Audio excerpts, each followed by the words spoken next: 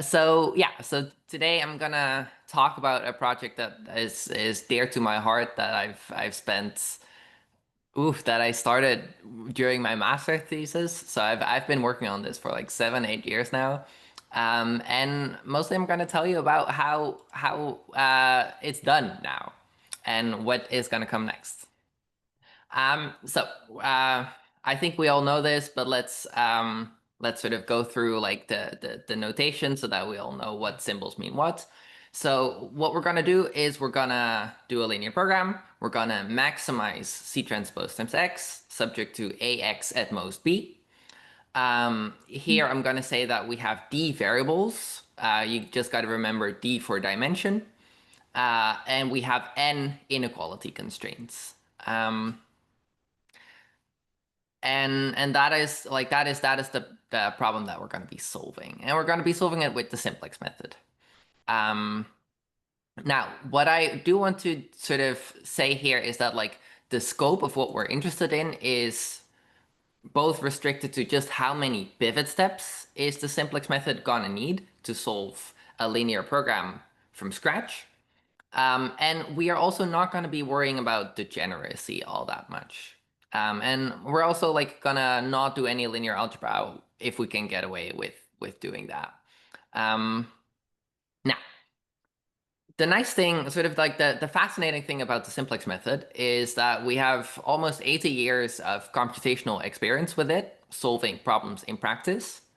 And everyone agrees that the simplex method has like the running time of the simplex method is basically linear. Sort of like the number of pivot steps that you need is different people say different things. It's 2 times n, 2 times d, 3 times n, 1.5 times d. But it's like all like every rule of thumb is basically a linear number. And this is a very solid, like sort of like it's a rule of thumb, but it is about as solid a rule of thumb as they can get. Like I don't think anyone has ever seen a linear program take more than 10 times n many pivot steps. So this is like one of the strongest observations that we have in computer science. So naturally, people want to prove that this is the case. However, the difficulty in this whole business is that this is not true in the worst case. Specifically, like if you give me a simplex method, then I can cook up an evil linear program that will trick your simplex method into running in exponential time. So these are called Clermont cubes after the inventors of the first such instance. But by now we have instances for basically every pivot rule that has been seriously analyzed. However, this is where it gets even more interesting, because Clermont cubes don't work in practice. When you write some code, you write your own simplex method and you put in your own evil linear program. It is very hard to get more than 4,000 pivot steps, because once you get to sort of like the 4,000 pivot steps kind of order of magnitude, you start to run into numerical issues where you gotta decide, oh, how am I gonna decide when a number is positive or negative, because you've got like small numerical errors that are stacking up in different places. And even if you make this decision relatively well, like sort of after a few thousand pivot steps, you're not gonna get any further. And so this is an observation that I think people know, but has never really been like formally published. It's sort of like I learned this observation that like they don't work. I learned that when I had lunch with Dan Spielman, actually, and he told me about like he tried this experiment one time, and then like this was during my PhD, and sort of like a couple months later, I tried the same experiment, but like not like a formal sort of like a well set up experiment, right? It's just like, oh yeah, you spend 1 week trying to make it work, and you can't make it work, and then you decide, oh, surely this is impossible. Um, so Spielman and Tang, so they had this observation that like it didn't work, and their takeaway from this is that the worst case behavior, they call it brittle. So what they mean by that is, oh yes, if we have any of these evil linear programs, then even the smallest possible change, like if you make just one single little numerical error, it stops working. It stops working as intended, which is to say the simplex method becomes fast again. Um, so that is what we're gonna model, or like what they tried to model. Like they tried, like, let's see how we can model brittleness. And that is where they came up with smoothed analysis. And smoothed analysis, sort of intuitively speaking, you should think of it as you interpolate between worst case analysis and average case analysis. Because like worst case analysis is nice for like algorithms because you can assume a lot of structure to exist, but in the case of the simplex method, we cannot prove any upper bounds. Um, Average case analysis is kind of the opposite, where we can prove very good upper bounds, but there is sort of no structure there. Like random linear programs, just like random bitmaps, don't look like real linear programs. Um, and so the way that Spielman and Tang decided to model this brittleness is to interpolate between these two extremes, where you take a worst case instance, you add a small amount of randomness to it to sort of model like the tiny possible changes, and then you see, oh, what can we say in this case, where we have the original structure, the large scale structure is still there, but the small scale structure has been replaced by this randomness. Now can we prove upper bounds? And it turns out that you can. Um, so this is gonna be, I think, my single mathematical slide.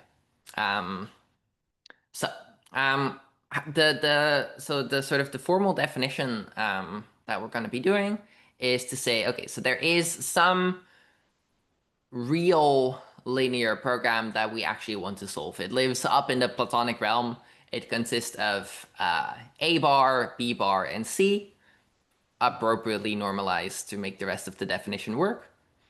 And next we are going to, like, we don't have direct access to the Platonic realm. So we're gonna go out with our thermometers and our centimeters and stuff, and we're gonna measure all of the required input data.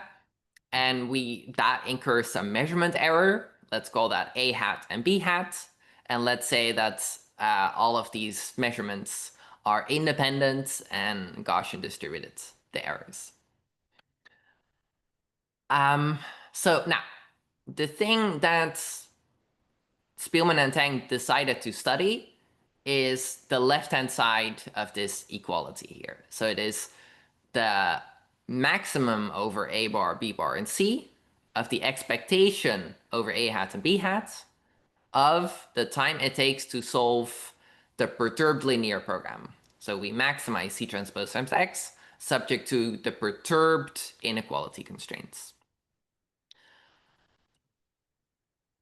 Yeah, and so they started doing this in like 2001, I believe, and ever since then we've been trying to improve on their bounds, sort of gets lower and lower running time bounds for this definition of theirs. And by now we know what the answer is. The answer is square root 1 over sigma times some polynomial function in D and log n. What exactly the polynomial function is, people don't really care about so much. Like most, like really all the attention has gone to like what is the dependence of sigma here? Because like how you should think about this is when sigma is equal to 0, say, then we're adding no randomness at all. So that should be like the worst case complexity. But then the question is, if we add a small amount of random noise, how easy does it become?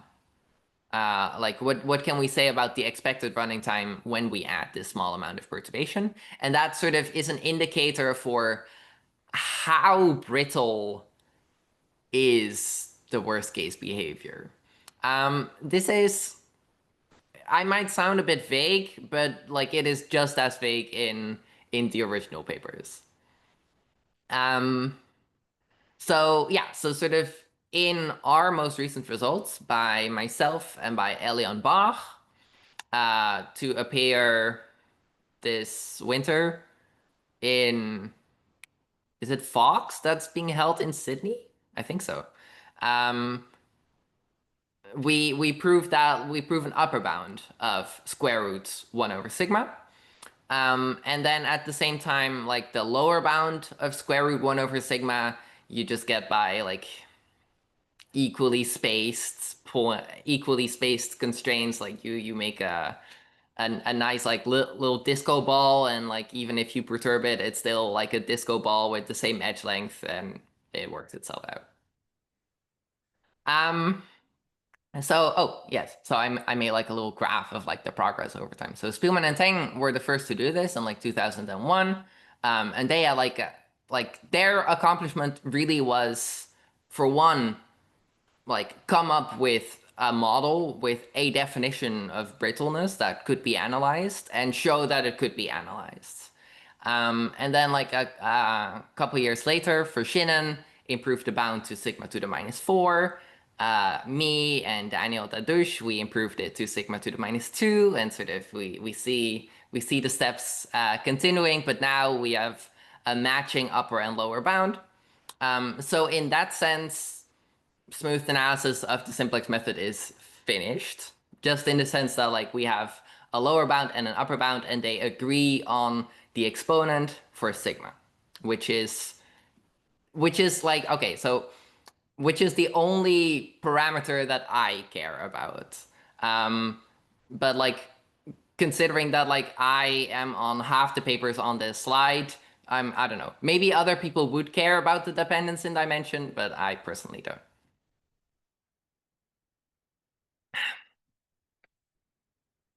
Okay, so um,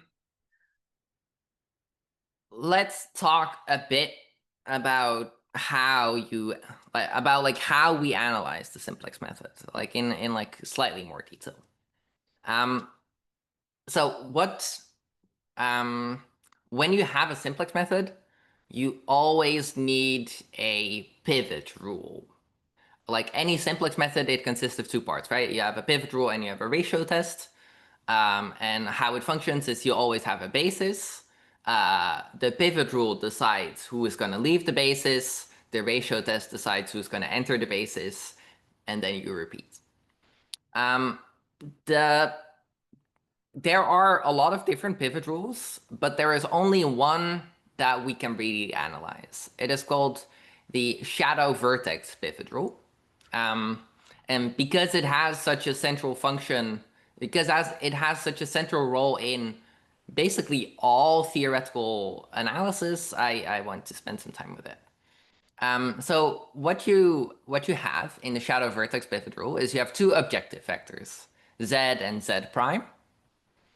And then you look at all the convex combinations of these two vectors, and you maximize any of these convex combinations. So you maximize lambda z plus 1 minus lambda z prime times x, subject to ax and most b.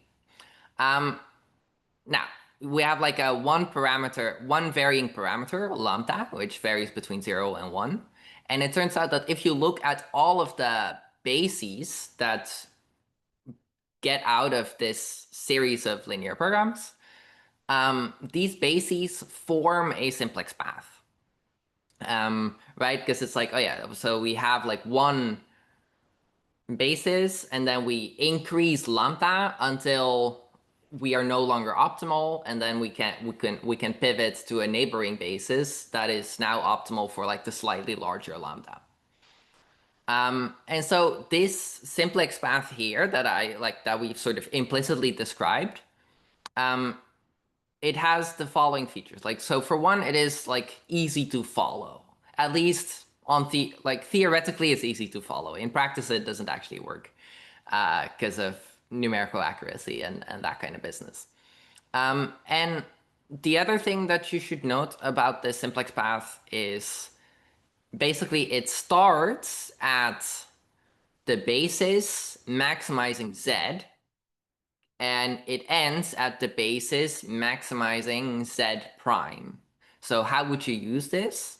One way of using this pivot rule is as follows. I start at some basis that I couldn't choose, but I was given it by my phase one algorithm. Now, what I do is I pick any Z, yeah, any objective Z that I currently maximize. This is easy. I take a positive combination of my currently tight constraints. And Z prime, I take my objective vector, like just C, the objective vector of my LP. And then I can trace out all of the solutions of this path. And when I get to the end, I will have solved my linear program. So that is how the pivot rule works. And the nice sort of like the reason why we like this rule so much, in theory at least, is the reason why it's called the shadow vertex pivot rule,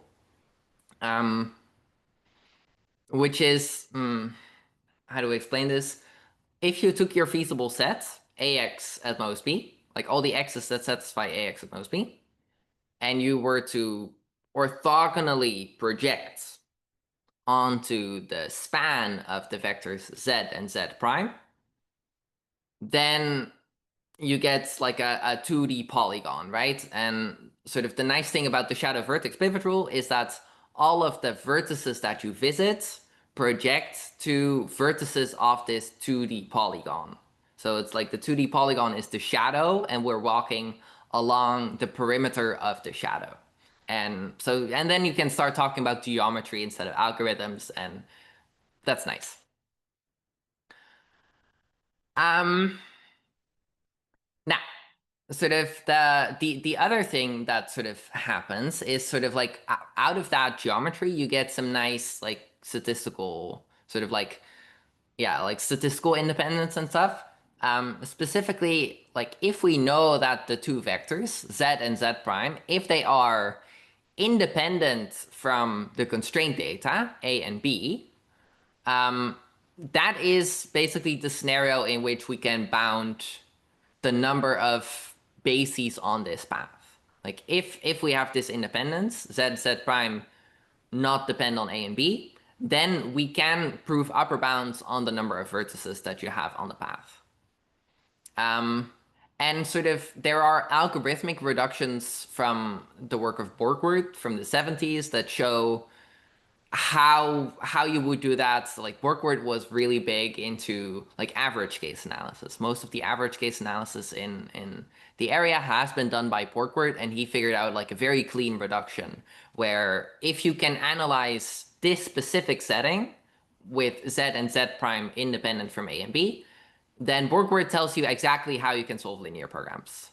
He deals with like all of the phase one, all of the everything. He tells you how to do that. So then if we can just do this task, we can bound the number of vertices on this path, then that is a complete analysis of the simplex method. And so that is really what, like, all of the papers about like smooth analysis, the meat of the paper is just studying how many solutions, like how long is this path for whatever choice of Z and Z prime. Are there any questions so far? Yeah. Sorry, You're I'll mute myself. I have a question actually, and thank you for asking. And I'd like to encourage people to write some questions in the chat as they come to them. Which I don't know, Sophie, if you want to be interrupted by seeing them, or you just want to save them to the end. But I do have a very quick question at this point. Sorry, I just got to find it. I wrote it down. When you were talking about the perturbations, was that just in the constraints and not in the objective coefficients, the Spielmann and Teng stuff? yes. So Spielmann and Teng, they perturb A and they perturb B, and they don't perturb C.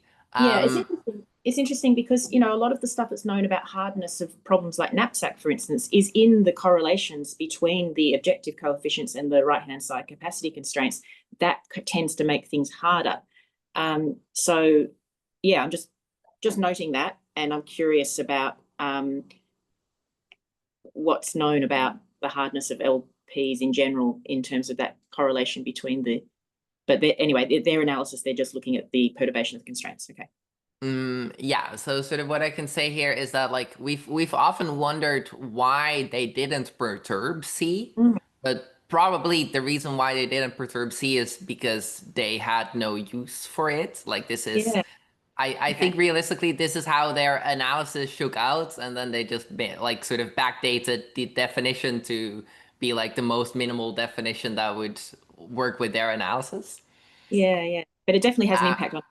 So that's interesting. Yeah, and sort of like if you were to like make it random as well, but sort of have there be a correlation between like the random entries of C and the random entries of B, I think it would be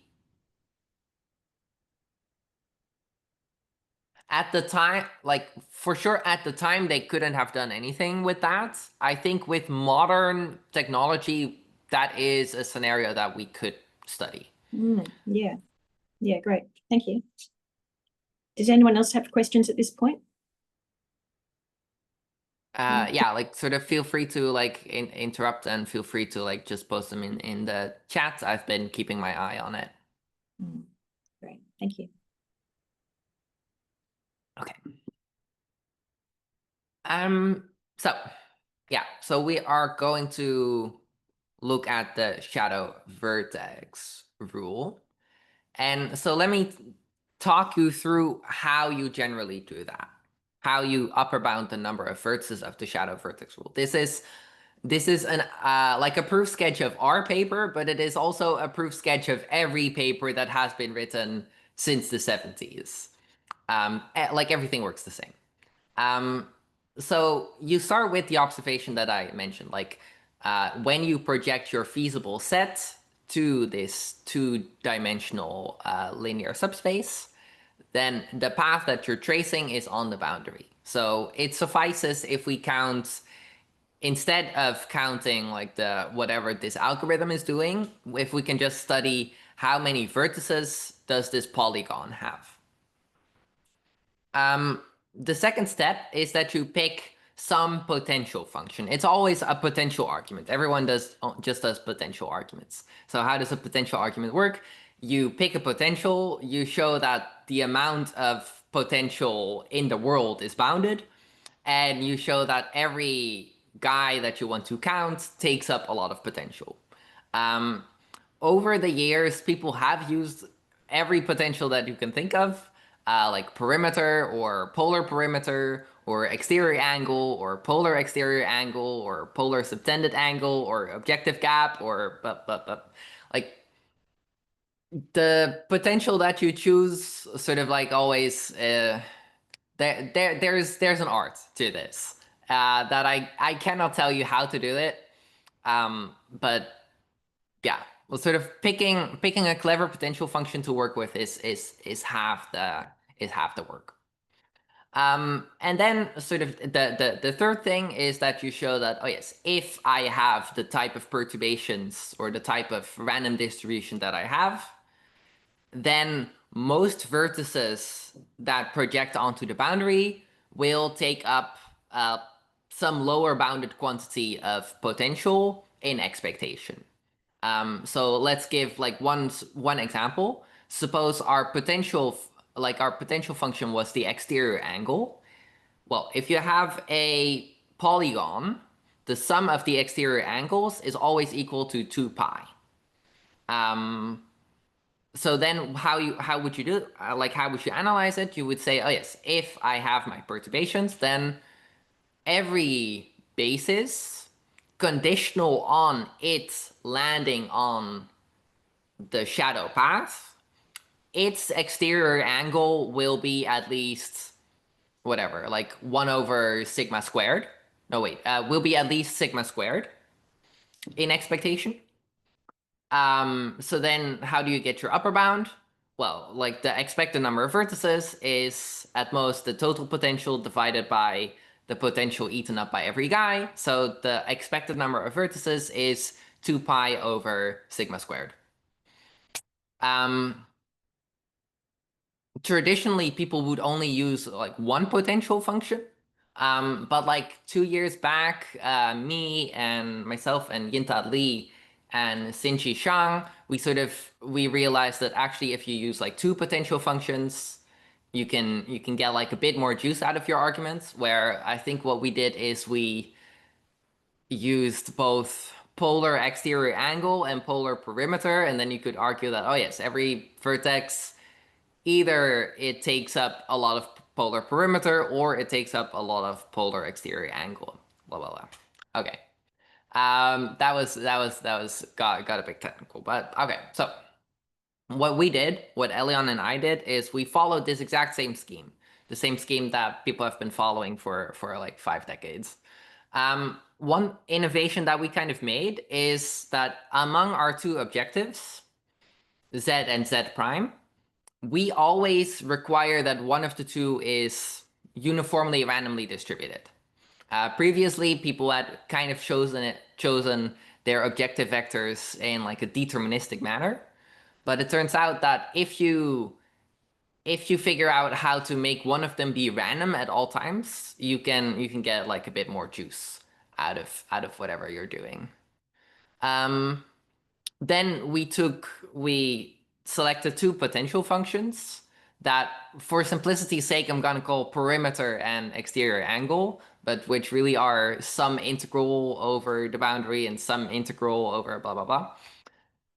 And then what we sort of then the meat of the argument is in saying that, oh yes, if I have my random Z prime and I have the perturbations from the smooth analysis, then every step consumes a lot of one integral. So either the vertex that the step starts at must cover a lot of the exterior angle, or alternatively, the edge that we traverse in the pivot step must take up a lot of perimeter.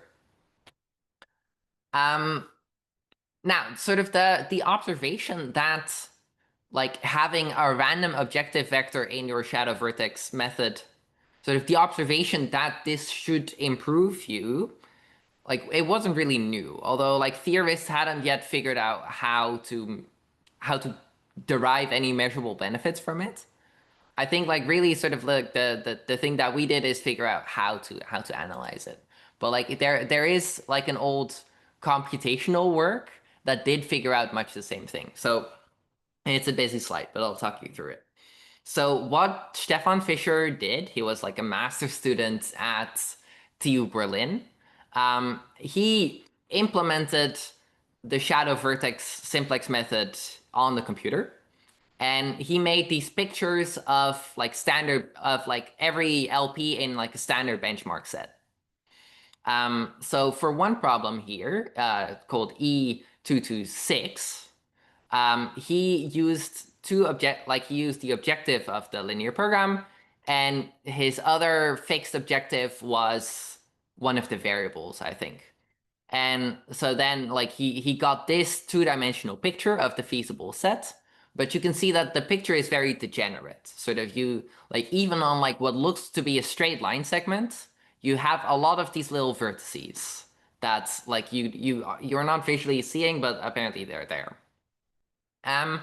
For another problem called Forplan, he used like he used the objective vector of the linear program, which points to the left in the picture. And he chose a random objective vector, which I guess implicitly points up.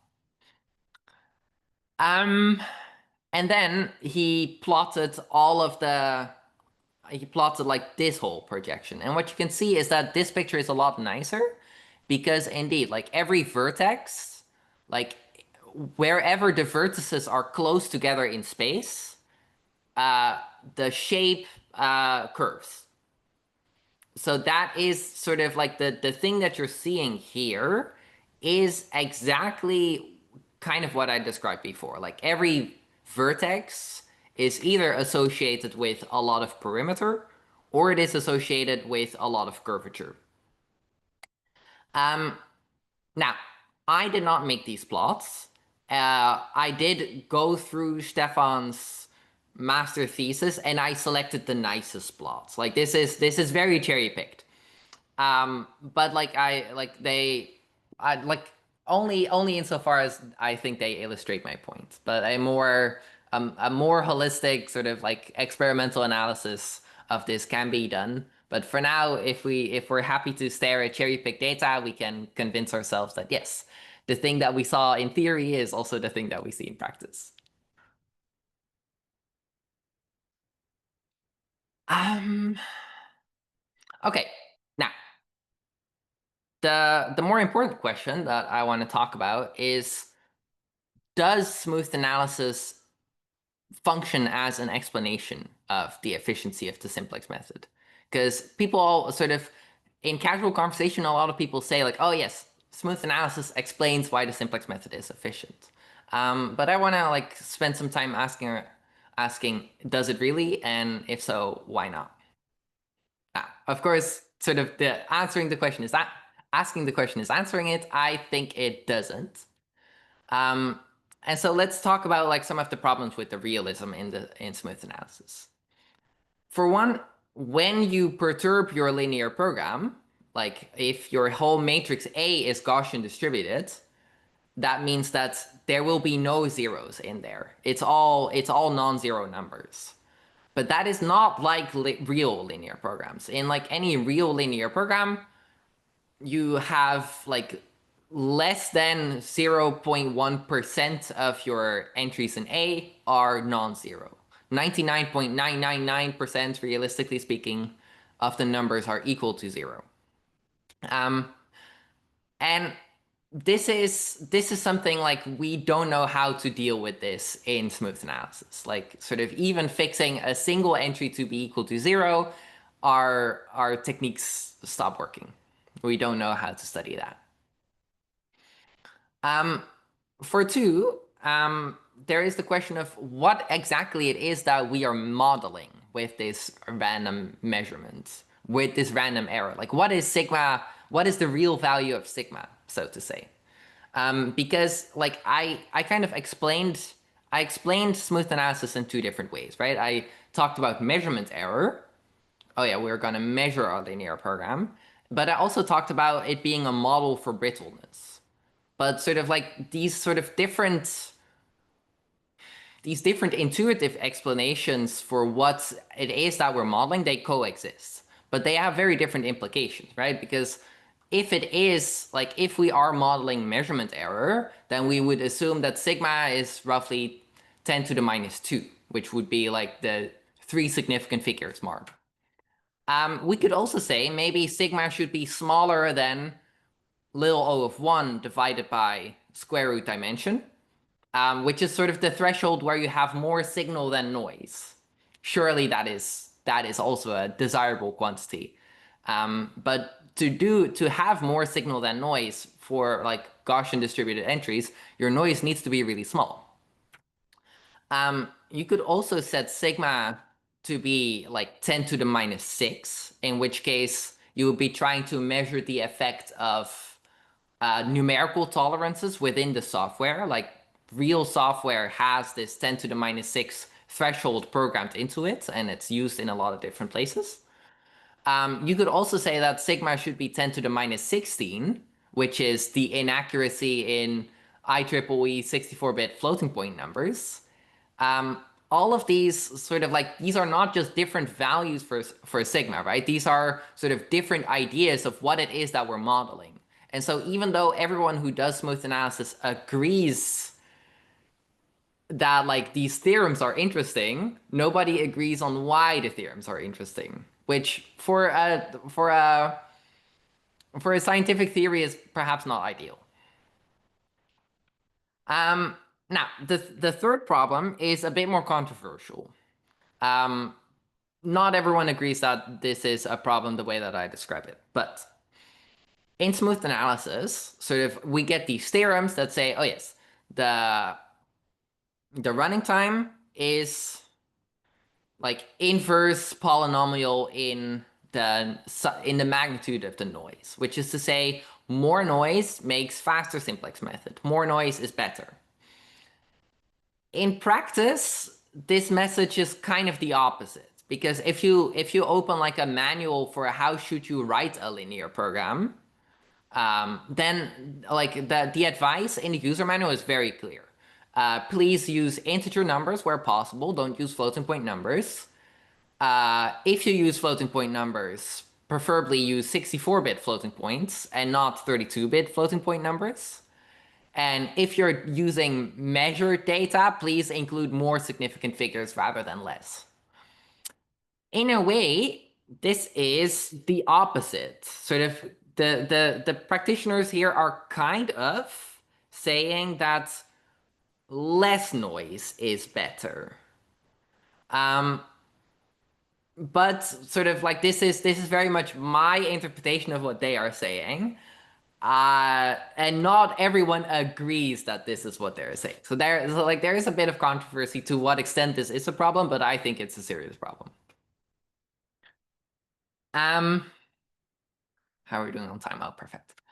Yes. So the final, like, I think it's also a problem. We got to ask ourselves, have we even been studying the simplex method this whole time? Because on page 1, I told you a lie, because I showed you this little picture of this feasible set. Now, of course, like the computer doesn't know of a feasible set. It does numerical linear algebra.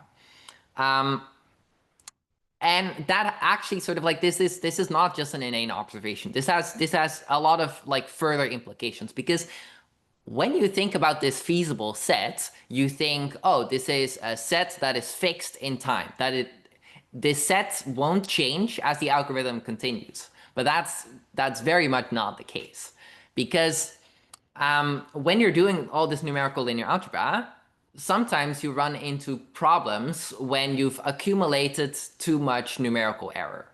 Like you maintain like a factorization of your basis matrix that you update online. You maintain estimates of your current solution, of your current dual solution, and that you also update every iteration. But sometimes you decide, oh, actually too much error has accumulated. Let me refactorize my basis matrix. And when you do that, you might figure out that what you thought was a feasible basis is actually an infeasible basis. And you need to recover from that. And the way that you recover from that is you just make it feasible. Like you have your AX at most B. If you refactorize your basis and you figure out that actually I am not feasible, you just modify your right-hand side vector B to make yourself feasible. So in that sense, the feasible set is changing when we decide that is necessary.